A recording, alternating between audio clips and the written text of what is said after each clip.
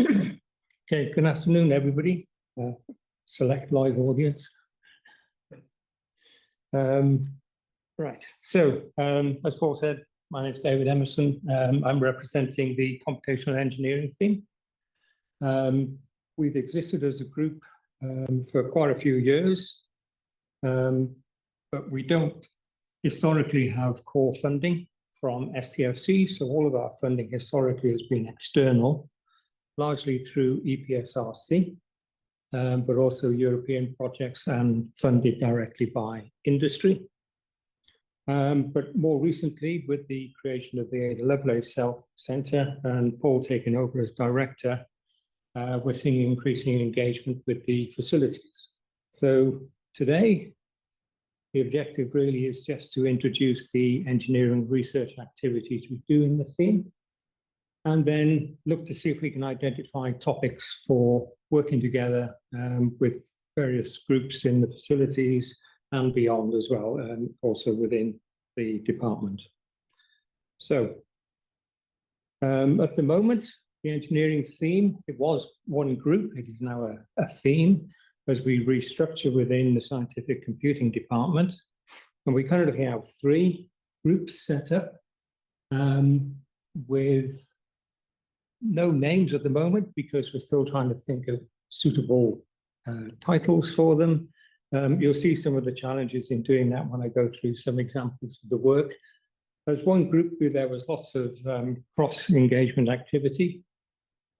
So trying to have a unique title has proved quite challenging. So for now, we're just group 1, 2, and 3. And I'm also joined today by the group leader for group 3 with Stefano.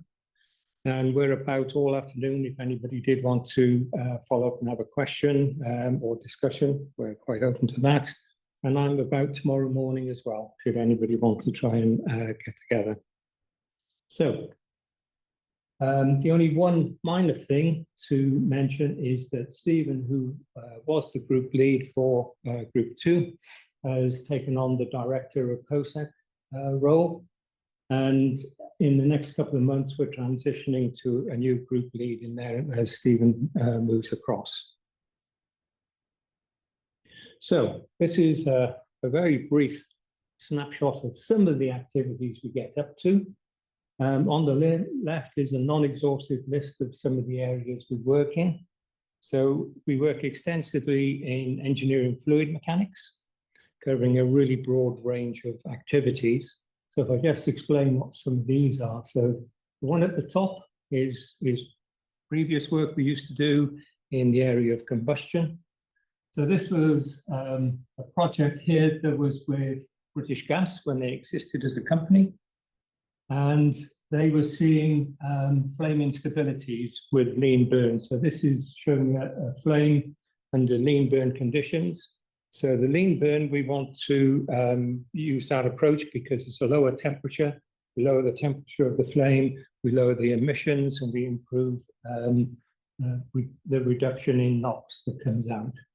And what was actually happening is you reduce the lean burn part of it, you reduce the oxygen, then the flame becomes unstable. And it starts doing a really complicated flapping motion and can result in damage to the combustion chamber itself. One below that is a project that I worked on. It was funded by BAE Systems to parallelize their code called Flight 3D. At the time, it was quite a challenge to do, but we did the parallelization of that within the group, and it became their workhorse code for the next around about 12 to 14 years before they moved to another one. This is an example of using a particle-based method called smooth particle hydrodynamics. And this is a washing machine. There's a very nice video that goes with this, but it shows the complex pattern you get when you're trying to use a washing machine and the tumbling motion of the water. The bottom one here on the right is a project that was with EDF, looking at the flow through rod bundle. And across here is another EDF project here, which was looking at plant life extension. As you're probably aware, our nuclear fleet is quite aging. and needs to be looked at, and they have to keep using them, otherwise we'd have a bit of a crisis on generating energy. And this was one looking at an area called Hot Box Dome, looking at the temperature distributions in air and the fluid properties. This one here is a centrifuge. Again, very nice video to go with this. I'm not showing it at the moment, but this was looking at how you could look at the hemocrit with blood in here. And it was a problem, it was a benchmark problem set by the Food and Drug Administration in the US to test the capability of CFD codes. And then we have a turbo machinery problem here, which was looking at noise generated from the system. So within all of these, all of this is encompassed somewhere in here, with some ones I haven't touched on, like the environmental flow modeling of urban air quality. But we cover a lot of these areas quite extensively. So this is just showing some of the scales that we work across. You've already seen talks from the materials group with Gilberto. At some point there'll be a biology one. And the kind of areas, these are projects that we've worked through. We used to have a big activity in micro and nanofluidics. So this is showing some work with partners that we had in Edinburgh, looking at a water droplet on a nanostructured surface. This is showing a shock formation around the cylinder, and this one you've seen. The other area that we're looking for that will be enabled through the ALC will, of course, be cross-cutting activities with the scientific machine learning team and the computational maths team. We're already in discussion with Tyrone, who gave a talk 2 weeks ago. Yeah. So that's looking really good. So this is some of the software that we're involved with. Top left is Code Saturn. That's one of the big workhorses in the group. It's a code developed by EDF, and it's a general purpose fluid solver. And we've been using that extensively, looking at really extreme scales, sort of computing, going out to, I think 1.5 million threads was the largest we've tried on it. It's really good for the type of problems we want to do on future large-scale machines. OpenFOAM is another very general purpose code that we use within the group. It has different functionality and sort of brings different capability. And we've also extended this code. I'll show one of the codes we extended it to a particle method and released that as an open source code. Nectar++ we've used. It's a high order spectral element code. Really useful. That was used for some of the acoustic work we were doing. And some of the structures are done by Phoenix, which is a project led out of Cambridge. And we have an Excalibur project, which is looking at coupling Phoenix with different software there. It's a general purpose platform for solving partial differential equations based around the finite element method.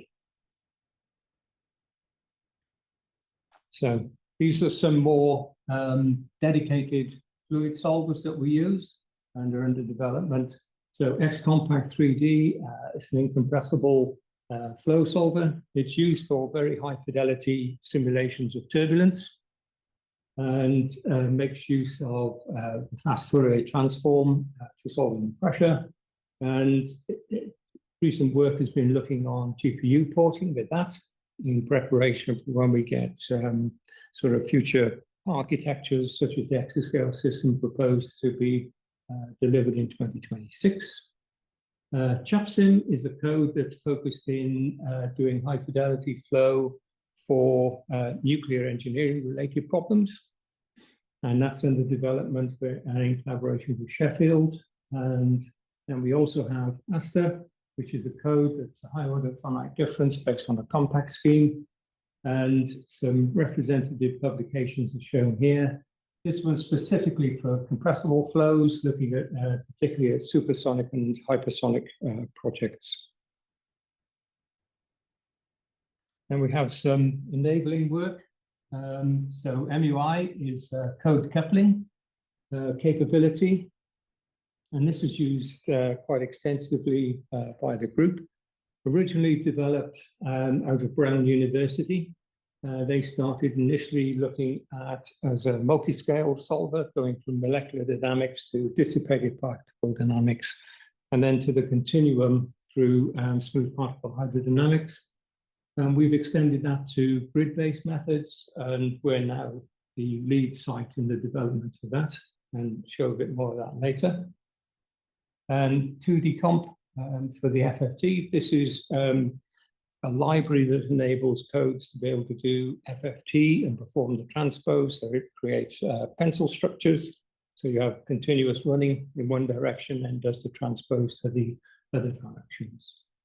It's highly scalable, and it's used in quite a number of codes through the engineering community.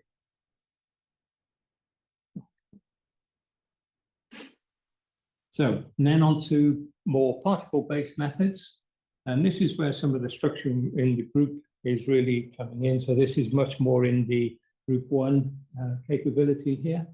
So we use a code called Sparta, which is developed at Sandia, and it's for direct simulation Monte Carlo.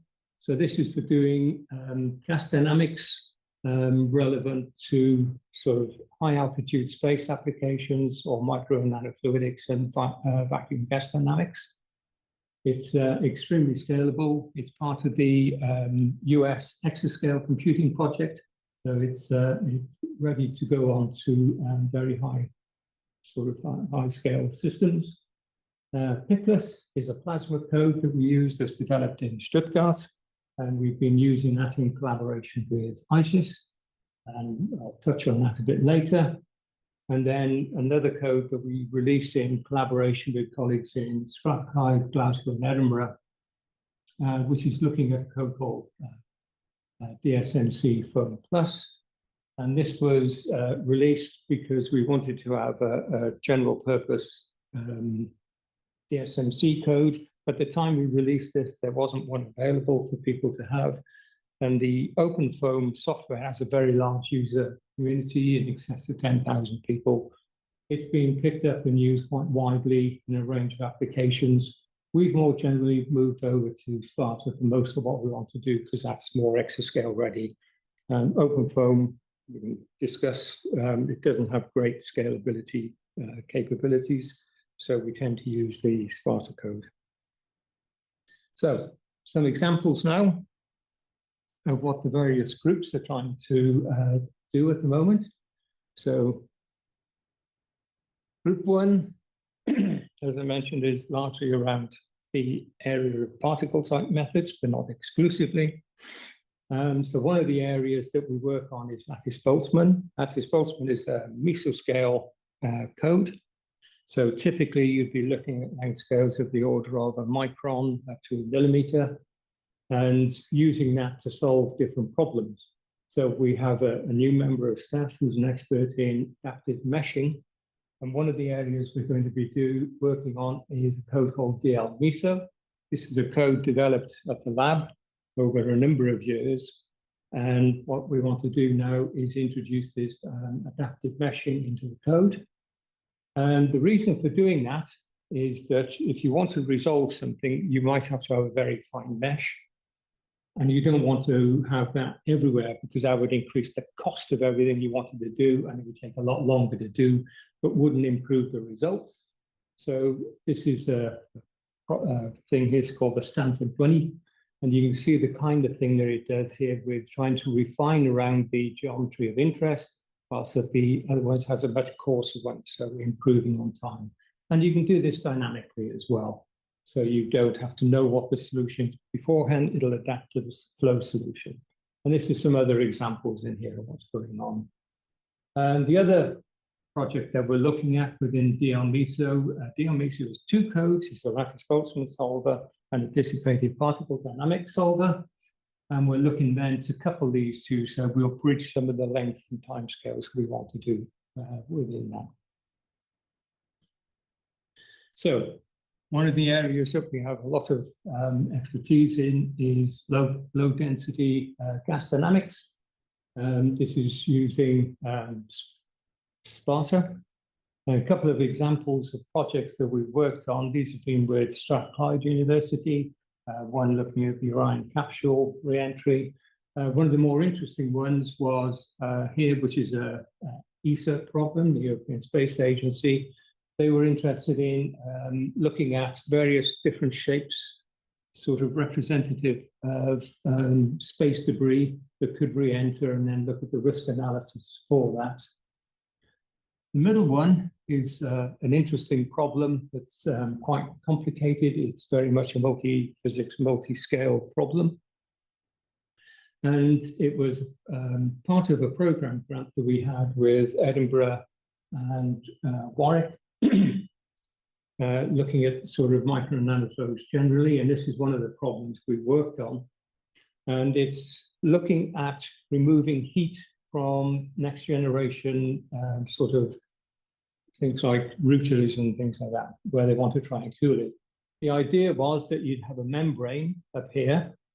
So these pore sizes here are typically a micron or less, meaning that what you'd have is a capillary type fluid here, a fluid supply here, and heat generation here. The fluid takes the heat away and dissipates it across the meniscus there. And that brings in an interesting problem because of the scales involved. So you actually need to use molecular dynamics to try to understand what's going on at that meniscus. But just beyond that, it becomes a rarefied gas because of the scale of the system. That means you have to use something like the SMC. But in this part, you've got conventional fluid dynamic problem. Far away, you've got conventional fluid problem. But right at the interface, you've got a very complex problem where you're trying to couple molecular dynamics and direct simulation Monte Carlo. And this was part of an ongoing study that we did with Dr. Bell. And then this one shows some other results here. This is a project with Cockcroft, where we did some simulation of gas going from the atmosphere into a vacuum device. And this is one that you can use it for as well, chemical vapor deposition. Colleagues at Edinburgh were looking at this with ASML. So quite a broad range. The other area we've been looking at more recently over the last 3 years is hypersonics. Hypersonics is a topic that's been on and off over many, many years. At the moment, it's very high up the sort of government level. There was an article in, I think it was the Sunday Telegraph, which outlined the UK needing to have capability for hypersonic missiles by 2030. And the reason for that is that both Russia and China have developed these. Russia has actually deployed them in the Ukraine, and we have no defense against them. So the MOD are very keen on trying to build up that capability within the UK.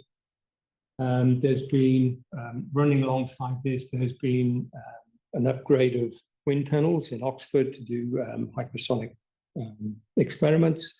And they've just done a cohort of PhDs that they've given to the universities to start picking up this sort of capability. But it's also used for civil as well.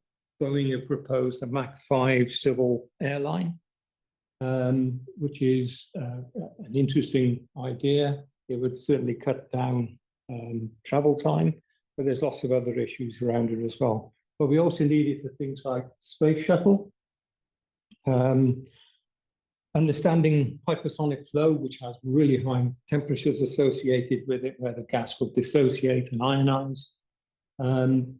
That has real problems. And one of the disasters was the Space Shuttle Challenger, where they had a breakdown in the thermal protection system, which was, it's believed, caused by some ablation of the material, which caused basically a gap that would not look dissimilar to this.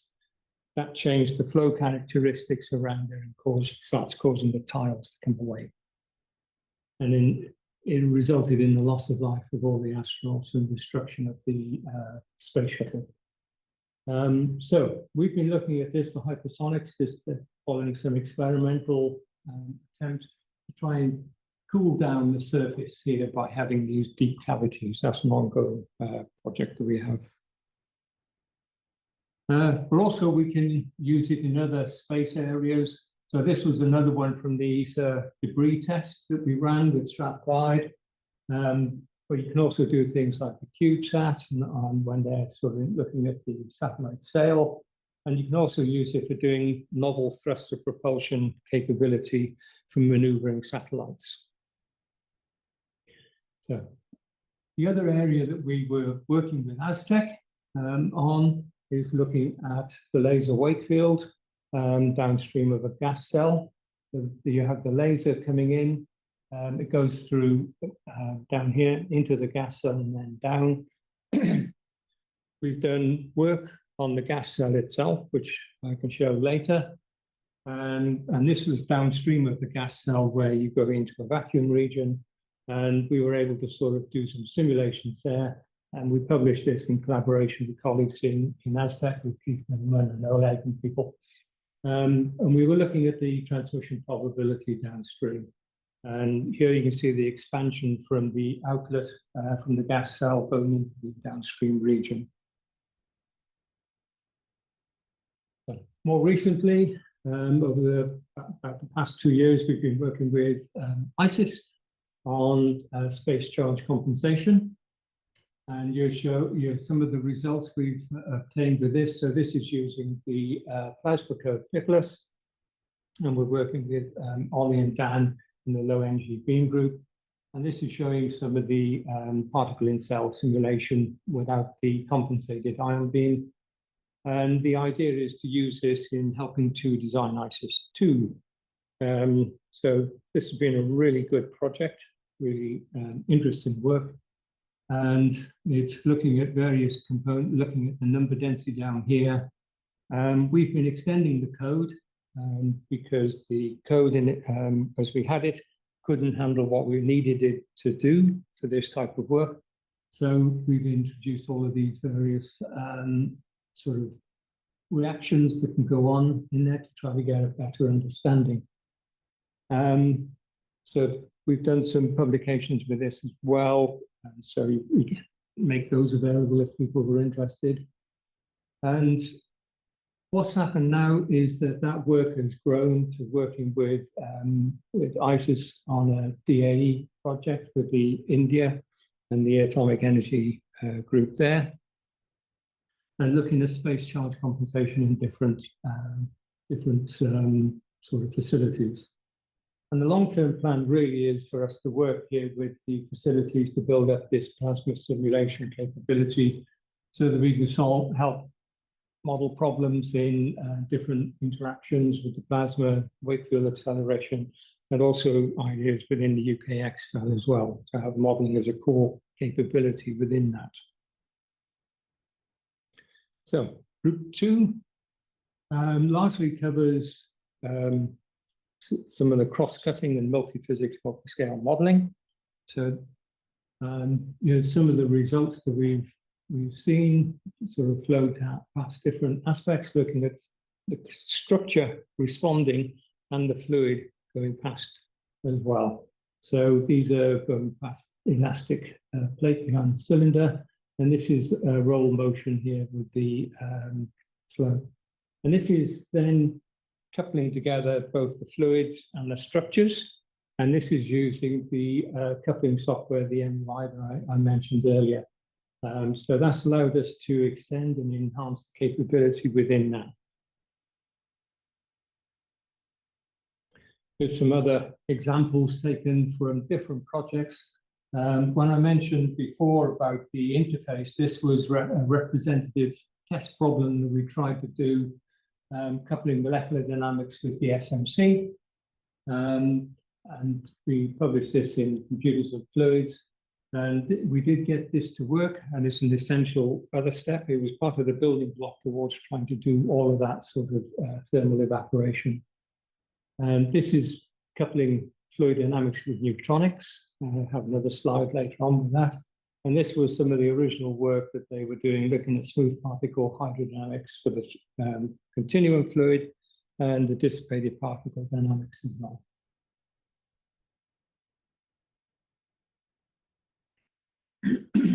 So this is a European project by the name of SLODE. It's sloshing wing dynamics. And this was looking at coupling together both the fluid and the wing structure to look at what happened to fuel in a wing as the wing was responding to the air. Now, I'm not sure if you know, but fuel is carried in the wings of a plane. So this is with Airbus, and Airbus were interested in seeing if they could use the sloshing of the fuel in a constructive way to help dampen down some of the oscillations in the wing itself.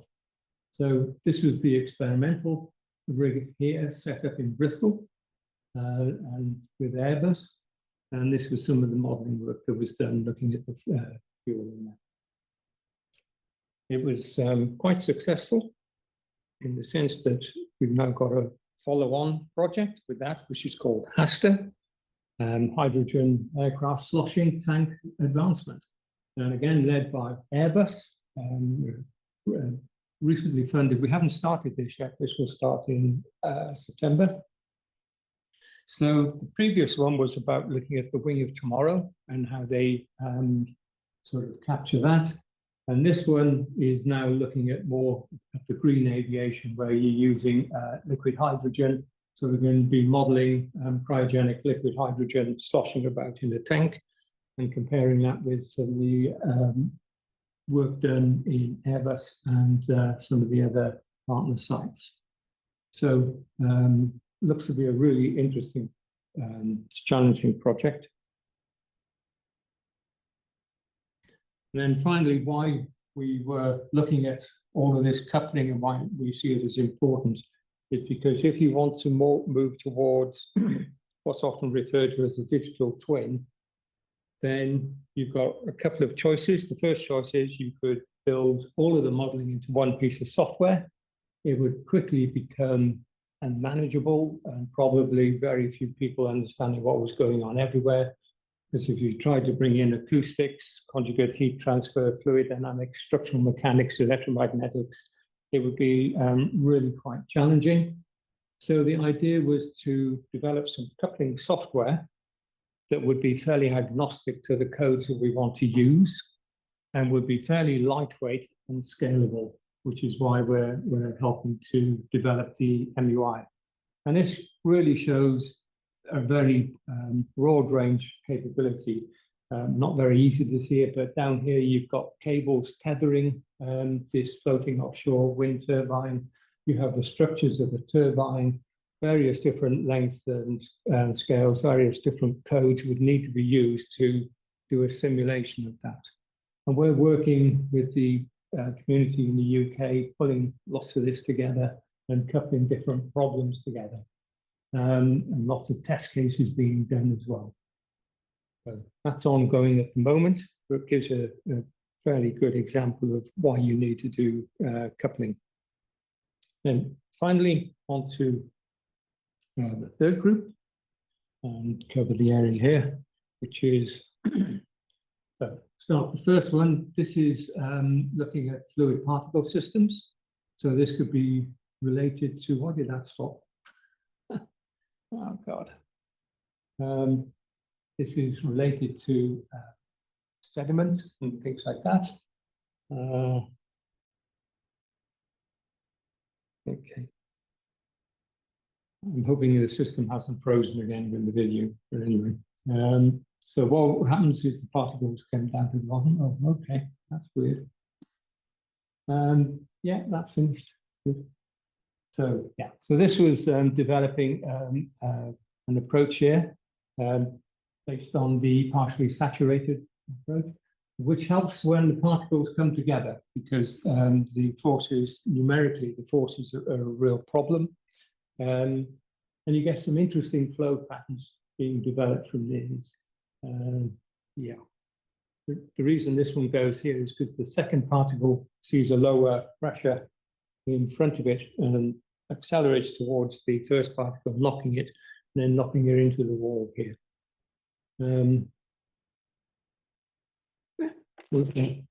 Good. So this one is extending that type of work into another area, which is called micropolar fluids. So conventional fluids, covered by the Navier-Stokes equations, have a linear stress-strain relationship. And if you try to extend that beyond it, one of the first areas is an area called micropolar fluids.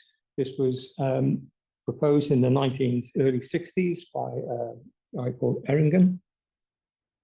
And it allows for different shaped particles, but it also allows for particle inertia and rotation as well in that. And you get additional transport equations and coupled equations, which now bring in asymmetry with the stress tensor, which is quite useful. So areas where you could use micropolar fluids, there are some animal bloods that have these types of properties. It's where the microstructure of the fluid becomes important and you need to capture it. So you could use it for sort of polymeric fluids with additives in there, quite a wide range of different applications. And this is showing a driven cavity here, and the difference between the asymmetric stress tensor and viscosity given by K and the Navier-Stokes. So you get the Navier-Stokes in red, and then you get changes due to the micropolar fluid with different properties. So that's a really interesting method where we've extended one of the codes that we use, code Saturn, to have this functionality in there. So we're going to be looking to see how we can now apply that beyond some of the problems that we looked at so far. Another extension to code Saturn was to look at how we could use the discrete unified gas kinetic scheme. So this is an alternative approach for trying to solve some of the gas dynamic equations. If you just want to solve typical gas flow under atmospheric conditions, then the Navier-Stokes equations are perfectly fine, but you quickly find that in many cases where they're not. And you quickly get into situations where the gas becomes rarefied. Useful capability within this scheme here is that it brings it into the solution, so you can have these mixed pockets of different sort of gas densities around. But there are other potential applications as well. I mentioned we can do extend it to neutronics. At the moment, we have 3 collision operator models because it's essentially using the Boltzmann equation in there. And it's got the BGK, Shackov, and ellipsoidal. If you're familiar, these are quite familiar terms in the solution of these gas kinetic equations. So this is some work on the nuclear side, which is covered by several communities, actually. There's a specific one, which is looking at nuclear thermal hydraulics. It also relates quite heavily with the CCP and turbulence and the UK Turbulence Consortium.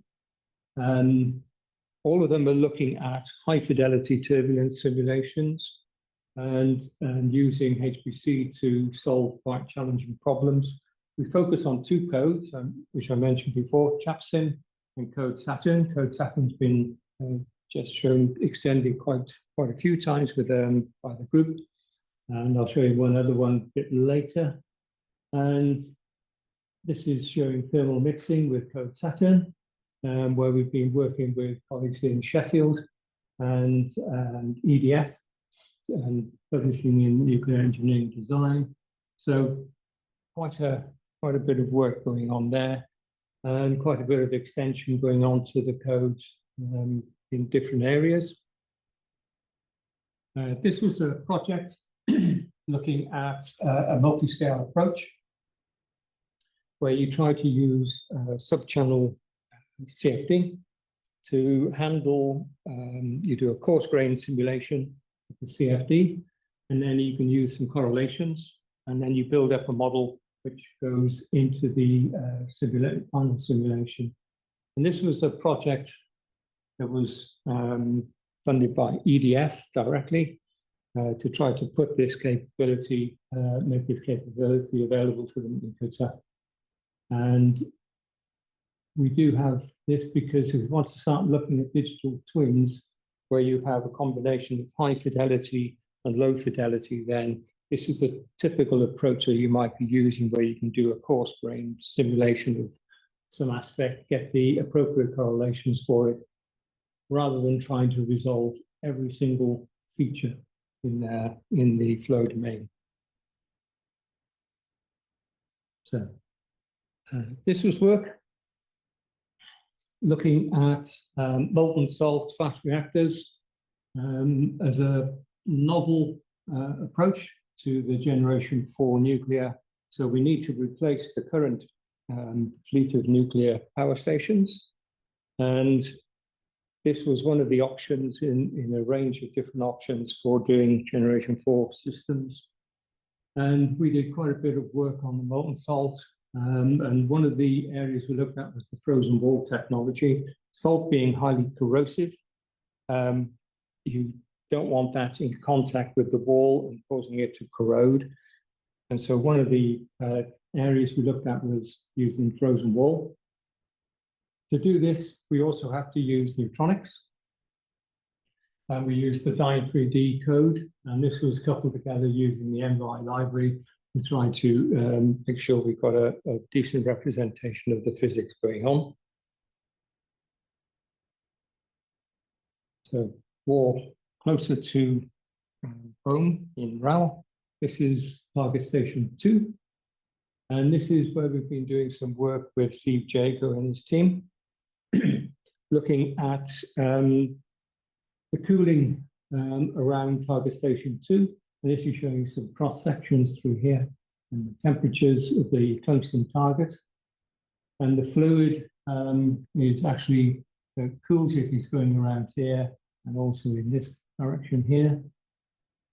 One of the challenges with Target Station 2 was that it was not lasting as long as they wanted it to. And we wanted to try and understand the thermal aspects of this to try to see if we could get a better understanding of how we can extend the lifetime operation of it. And at the moment, I think it is running longer than it has done before. We've had some input into that. So it's looking really quite positive that we're getting in the right area with it. And this shows the tungsten target here with the mean temperature on the left, the instantaneous here, and the RMS difference between the two here. And this is the cladding right here, which is tantalum. So we've got quite a few different materials in there, quite a few different thermal properties, looking at the conjugate heat transfer between the fluid. The pulse, we've done work on the pulse by looking at pulse as a step function and as a Gaussian function. Quite a bit of work in trying to understand and help with that. So I mentioned some of the gas dynamics. One of the challenges when the Navier-Stokes breaks down for looking at gases is that there's no unique way of solving the system that arises. And quite a few years back, we were looking at how we could solve it with an approach called the method of moments. It was originally proposed by Harold Brad way back in the 40s. He was a very famous mathematician. And he came up with an approach to trying to solve the Boltzmann equation at the sort of lower moment level. There was some other work with colleagues that we had, some German colleagues, one's now at Victoria University in Canada. And they'd come up with a regularized version of Grant's moment method. And we use that as a starting point for trying to extend the capabilities of being able to model that so we could capture gas dynamics at a range of nodes. The continuum here is when the Knudsen number, which is the ratio of the mean free path and the characteristic length scale, when that's less than 10 to the minus 3, you can use regular Navier-Stokes, no slip boundaries at the wall and things like that. No problem. You get into an issue when you get into the slip flow, particularly towards the higher value.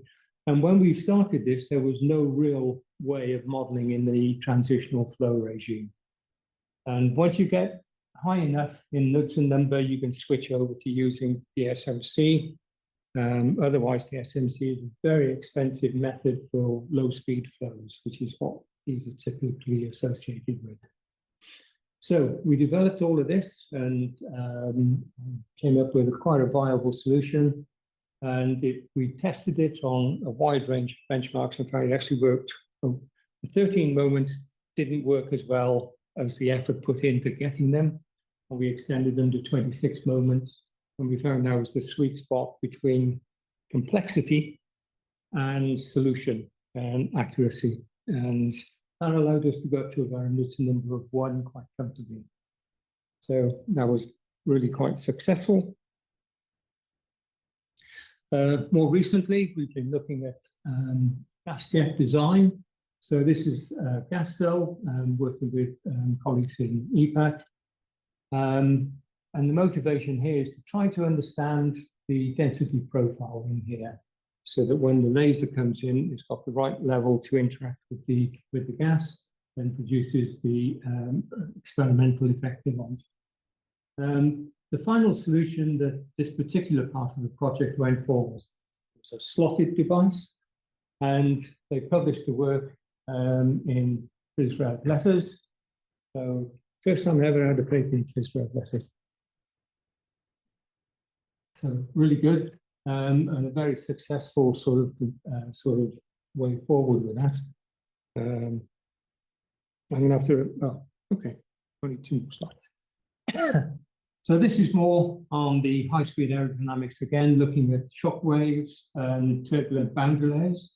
So this is the other side of the work that we're doing with the hypersonics. So this is the lower altitude. So this is around about the 70-kilometer level. And trying to understand all of the different flow effects that we get there. There's also use from this because one of the improved turbulence models was used by Rolls-Royce, picked up and implemented. So there's quite a bit of, although quite fundamental on the work, it's got quite an important output from it. And at the moment, as I mentioned, the hypersonics is very high profile activity, and something that we will be hoping to become more involved with. I think the facilities will as well, because there's lots and lots to do on materials things. So on the right is just some of the next stage of the gas cell design that we're showing, where they've got a much more complicated arrangement with a different group of researchers. This is what they were hoping with the profile. This is what they're getting at the moment. We need to work on that, and it's kind of a double jet sort of one here. But this has only been really a whistle-stop tour. Quite a lot of these images in their day were a seminar in their own right. So I've just left on with just one slide, one image, really to look at that. So I'm doing a lot of them with this service in that sense. But we'd be very happy to take that forward and discuss with people. All of the software we develop is open source. Although we have a very strong focus on high-performance computing, we also run this on all of the different systems from laptops and PCs. Quite a lot of the software is developed on laptops and then moved onto the bigger systems for the problems. Over there, one of the big users on Archer 2 and other facilities as well, clusters. We use SCARF quite extensively as well. And if you need to know any more, please do get in touch. I'm here all afternoon. Stefano is here this afternoon with me. I'll be here all morning as well, and very happy to discuss any of the things you see. Thank you.